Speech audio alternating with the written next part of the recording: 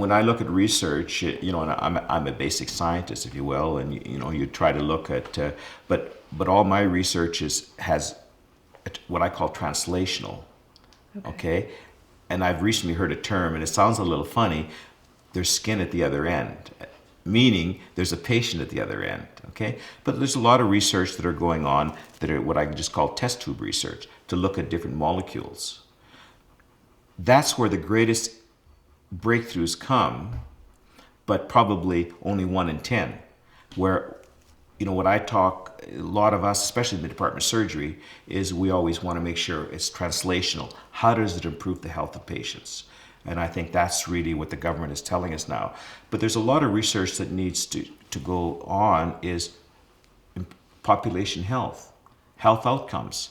And so, example, what we have to do now is we have to, especially in diabetes, I mean, when I talk about diabetes, there's 2 types of diabetes. Type 1, and that usually occurs, it's a genetic, and only about 10% of the patients become diabetic because of type 1.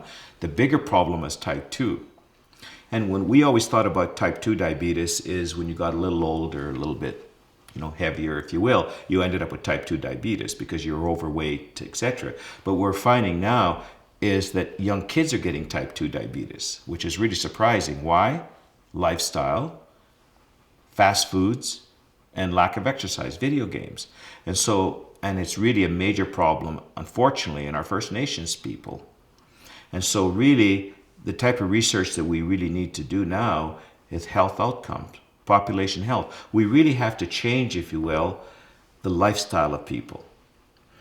And that's a big challenge. And how do you measure that? It's very difficult. But how do you make sure that people exercise, okay? And or how do you make sure that they eat healthier?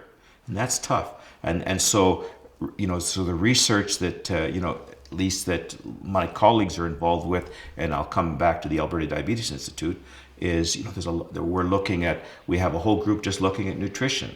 We have a whole group looking at just exercise and how do you improve exercise. For example, in the schools, when I was growing up, and I'm sure when you were growing up, exercise was sort of part of the curriculum. All of a sudden, I think many schools just removed it. Now, I think we're seeing that, in fact, physical education is an important part of our kids, both at a very young age, but also as they get older. So I think we have to change, if you will, the way people live, especially young kids, and we have to stress the importance of exercise and healthy living, if you will.